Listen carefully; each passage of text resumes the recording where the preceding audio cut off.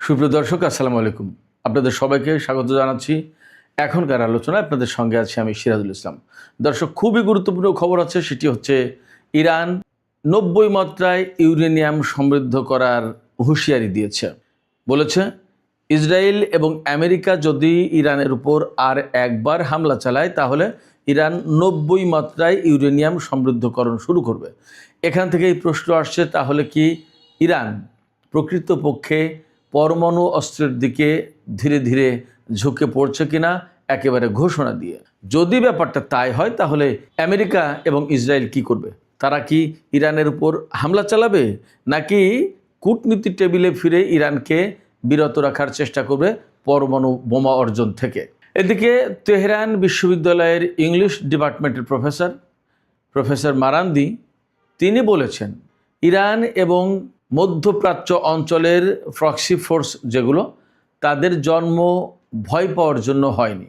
অর্থাৎ তারা কোনো কাজে ভয় পায় না এবং ভয় পাবে না। সেক্ষেত্রে ইসরায়েল এবং আমেরিকা ইরান এবং তার সহযোগী যোদ্ধা গোষ্ঠীগুলোকে যে ভয় দেখাচ্ছে, সেই ভয়ের তোয়াক্কা তারা করছে না। প্রফেসর মারান্দির এটি বক্তব্য। অন্যদিকে আইআরজিসি ঘোষণা করেছে, হরমুজ প্রণালী এলাকায় এখন তাদের নিয়ন্ত্রণে থাকবে 500 বর্গ কিলোমিটার এলাকা। তার মানে দাঁড়াচ্ছে, হরমুজ প্রণালীতে আইআরজিসির নিয়ন্ত্রণের সীমা পরিসীমা অনেক বেড়ে গেল।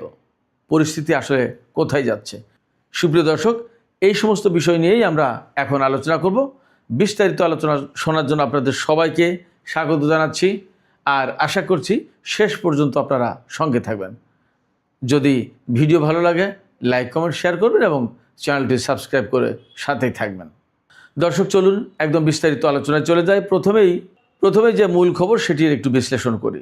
ইরানের জাতীয় নিরাপত্তা এবং পররাষ্ট্রনীতি বিষয়ক সংসদীয় কমিটির মুখপাত্র, সংসদ সদস্য ইব্রাহিম রেজাই তিনি ঘোষণা করেছেন যে আর একবার যদি ইসরায়েল এবং আমেরিকা ইরানের উপরে হামলা চালায়, আগ্রাসন চালায়, তাহলে ইরান 90 মাত্রায় ইউরেনিয়াম সমৃদ্ধকরণ শুরু করবে।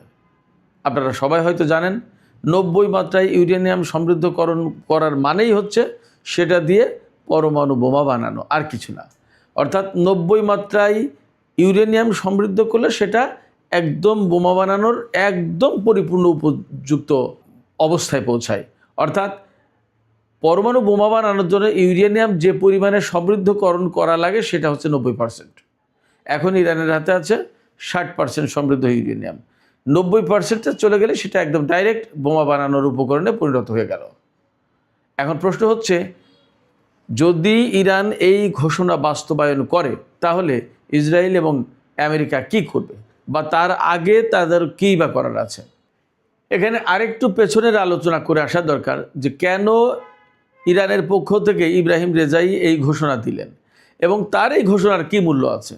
আমি বলি, ইরানের জাতীয় নিরাপত্তা এবং পররাষ্ট্রনীতি বিষয়ক যে সংসদীয় কমিটি, এই কমিটি হচ্ছে অত্যন্ত গুরুত্বপূর্ণ একটা কমিটি, যাদের দায়িত্ব হচ্ছে দেশের জাতীয় নিরাপত্তা ঠিক রাখা, এই ব্যাপারে আলোচনা করা, এই ব্যাপারে দিক নির্দেশনা দেওয়া, এবং পররাষ্ট্রনীতি কীরকম হবে, কী পররাষ্ট্রনীতি অনুসরণ করবে, এই সব কিছু এই কমিটি সিদ্ধান্ত নেয়, নির্ধারণ করে দেয়।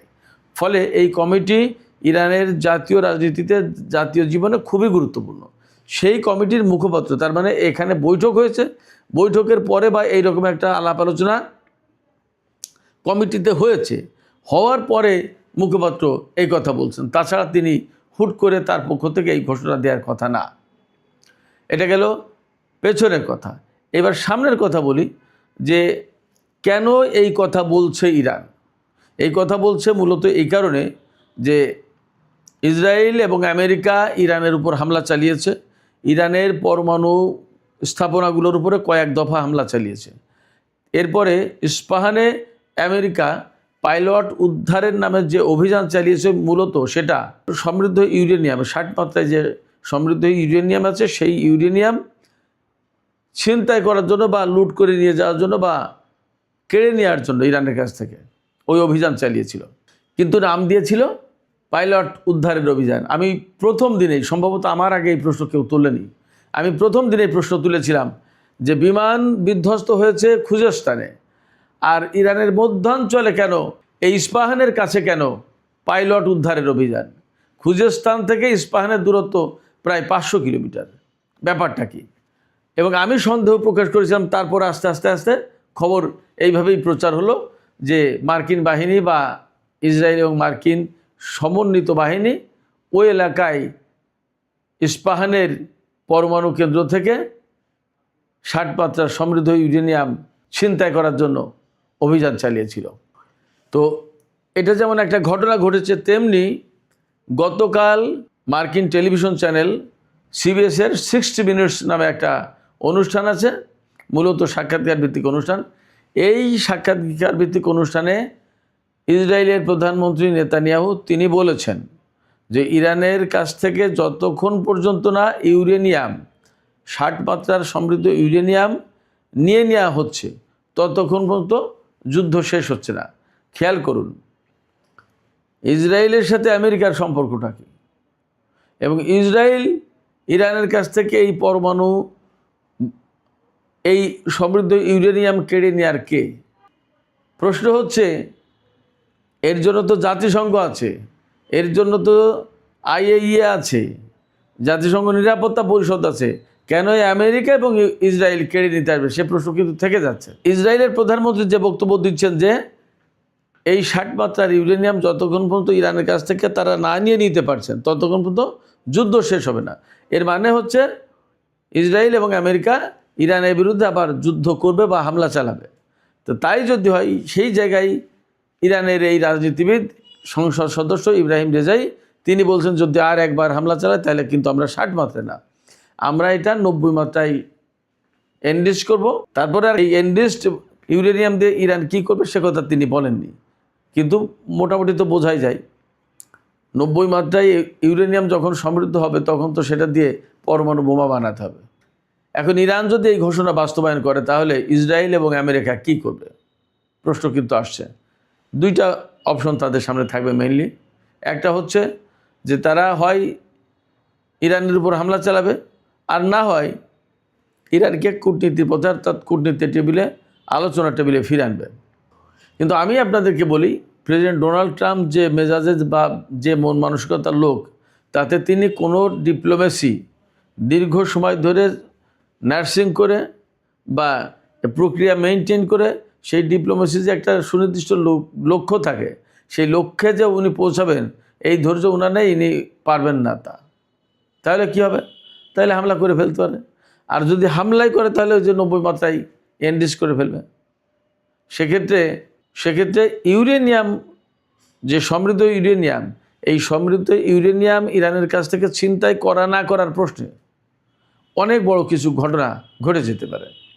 অর্থাৎ যদি আমেরিকা এবং ইসরায়েল ইরানের কাছ থেকে এই ইউরেনিয়াম কেড়ে নেওয়ার চেষ্টা করে তাহলে আলটিমেটলি ইরানকে আমেরিকা এবং ইসরায়েলের বিরুদ্ধে যুদ্ধ করতে হবে, কারণ তারা তো হামলা চালাতে হবে। অতএব মোকাবেলা করতে হবে, পরে বড় রকমের সংঘাত শুরু হয়ে যেতে পারে। আর যদি এই হামলা হয় তাহলে তো ঘোষণা মতো তারা 90% এনরিচমেন্ট করে ফেলবে। ফলে মোটামুটিভাবে ধারণা করা যায় যে তাহলে সম্ভবত ইরান আর আগের ঘোষণায় থাকবে না, তাহলে হয়তো তারা প্রকাশ্যেই পরমাণু অস্ত্র কর্মসূচির দিকে চলে যেতে পারে বা চলে যাবে। এদিকে ইরানের জবাব পাওয়ার পর মার্কিন প্রেসিডেন্ট ডোনাল্ড ট্রাম্প এবং নেতানিয়াহু, ইসরায়েলের প্রধানমন্ত্রী নেতানিয়াহু ইরানের বিরুদ্ধে হামলা চালাবে বলে যে সমস্ত হুমকি ধমকি দিচ্ছেন, এই ব্যাপারে তেহরান ইউনিভার্সিটির ইংলিশ ডিপার্টমেন্টের প্রফেসর মারান্দি তিনি বলেছেন যে ইরানকে হুমকি ধমকি দিয়ে ভয় দেখিয়ে কোনো লাভ নেই। ইরান এবং মধ্যপ্রাচ্যের যে প্রক্সি ফোর্স, তাদের জন্ম হয়েছে ভয় পাওয়ার জন্য না। অর্থাৎ ভয় তারা পাবে না, ভয় দিয়ে তাদের কোনো লাভ নেই, ভয় দেখিয়ে কোনো লাভ নেই। প্রফেসর মারান্দির এই বক্তব্যের অর্থ হচ্ছে যে ইরান মূলত সুদীর্ঘকাল থেকে শহীদি পথ বেছে নিয়েছে, ত্যাগের পথ বেছে নিয়েছে। কারবালার যে আদর্শ, সেই আদর্শের পথটা বেছে নিয়েছে। ফলে ইরানি জাতিকে মৃত্যুর ভয় দেখিয়ে কোনো লাভ নেই। তারা এই মৃত্যুর ভয়টাকে মূলত ডান পকেটে বা বাম পকেটে রেখে দেয়। আমার কাছে অনেকেই প্রশ্ন করেন যে ইরান কেন পরমাণু বোমা বানাচ্ছে না, বা কেন এই 60 মাত্রায় নিয়ে বসে আছে, আরও বেশি বানায় না কেন, ইত্যাদি ইত্যাদি। আমি সবসময় তাদেরকে বলি যে ইরান তার পরিকল্পনা মতো, তার কৌশল মতো সমস্ত সব কিছু কাজ করবে। হুট করে কোনো কাজ করবে না, আবার হুট করে কোনো কাজ বন্ধও করে দেবে না। সেক্ষেত্রে যদি ইরান মনে করে যে আমাদের এখন 60 মাত্রায় না 90 মাত্রায় ইউরেনিয়াম সমৃদ্ধ করা দরকার, বা আমাদের এখন পরমাণু বোমা বানানো দরকার, যদি তারা মনে করে, তাহলে তারা সেটা নিজেদের মতো করে সিদ্ধান্ত নেবে। এখানে আসলে কারোর পারসুয়েট করার কোনো প্রয়োজন নেই, প্রশ্ন নেই। একই সাথে আর একটা প্রশ্ন আসে, ইরান যে তার এই সমৃদ্ধ ইউরেনিয়াম, 60 মাত্রার সমৃদ্ধ ইউরেনিয়াম, এগুলো কোথায় রেখেছে? ইরানের পক্ষ থেকে বা বিভিন্ন জায়গা থেকে বলা হয় যে এই ইউরেনিয়াম সম্ভবত ইস্পাহানের পরমাণু স্থাপনায়। কিন্তু আমি আপনাদেরকে বলি, ইস্পাহানে কিন্তু কয়েকবার হামলা চালানোর চেষ্টা করেছে ইসরায়েল এবং আমেরিকা, যদিও সেই হামলা খুব সফল হয়নি। তবে আমি আপনাদেরকে বলি, আমার কাছে মনে হয় যে ইরান ইস্পাহানে এই সমৃদ্ধ ইউরেনিয়াম রাখিনি, তারা এমন একটা গোপন জায়গায় রেখেছে যা কেউ জানে না। ইস্পাহান তো সবাই চেনে বলা যায় এবং অনেকের কাছেই পরিচিত। ইরান এই কাজটা করবে না। ইরান এমন কিছু করবে যা কেউ জানতেই পারবে না। আমি সবসময় বলি, ইরানের পরমাণু কর্মসূচি বা ক্ষেপণাস্ত্র কর্মসূচি এমন গোপনের, কোন নিচেই কোন আড়ালে, তা কেউ জানেও না। এবং ইরানের যেহেতু বিশাল বিশাল বড় বড় পাহাড়, দুর্গম পাহাড়, পাথুরে পাহাড়, এই পাহাড়ের নিচেই কতশো ফুট নিচেই এই সুড়ঙ্গ কেটে গর্ত করে এই সমস্ত স্থাপনা নির্মাণ করা হয়েছে, তার কোনো ঠিক ঠিকানা আছে? এগুলো কারো পক্ষে আসলে উদ্ধার করা সম্ভব না। যদি ব্যাপারটা তাই হয়, তাহলে আমেরিকা এবং ইসরায়েল হামলা চালিয়ে কি করবে? এবং আমি এখানে আরেকটি প্রশ্ন তুলে আজকের আলোচনা শেষ করব। সেটি হচ্ছে যে ইরান যে 90 মাত্রায় ইউরেনিয়াম সমৃদ্ধ করেনি অথবা পরমাণু অস্ত্র বানায়নি, তার নিশ্চয়তা কোথায়? একটা বিষয় খেয়াল করবেন, ইরান যখন কোনো কিছু ঘোষণা দেয়, তখন মোটামুটিভাবে ধরে নেওয়া যায় যে এই কাজ খানিকটা করে ফেলেছে বা এই কাজ করা হয়ে গেছে, তাই ঘোষণা দিচ্ছে। কারণ এই যে ঘোষণা 90% ঘোষণা দিল, এটা তো আন্তর্জাতিক অঙ্গন থেকে কেউ সাপোর্ট দেবে না। তাহলে অতএব এটা করে নিয়ে তারপর ঘোষণা দিয়েছে, এখন বলে যে এই যে আমাদের হাতে আছে, এখন কি করবা? হয়তো বা এরকম হতে পারে। তো সেক্ষেত্রে আমাদের এখন অপেক্ষা করার ব্যাপার, দেখা যাক কী হয়। ইরান আসলেই 90 মাত্রায় ইউরেনিয়াম সমৃদ্ধ করেছে নাকি করবে, এবং যদি 90 মাত্রায় সমৃদ্ধ ইউরেনিয়াম করে থাকে, তাহলে পরমাণু বোমা বানিয়েছে নাকি সমৃদ্ধ করার পরে বানাবে, নাকি ইউরেনিয়াম সমৃদ্ধ করার পরে এটা ওই 60 মাত্রায় সমৃদ্ধ করা ইউরেনিয়ামের মতো ফেলে রাখবে। নানান কথা, নানান আলোচনা, প্রয়োজনীয় যুদ্ধ, সংঘাত, ডিপ্লোমেসি সব চলতে থাকবে। আসলে কোনটা, সে প্রশ্ন কিন্তু থেকেই যাচ্ছে। তো সুপ্রিয় দর্শক, এখনকার আলোচনা এখানে শেষ করতে চাই।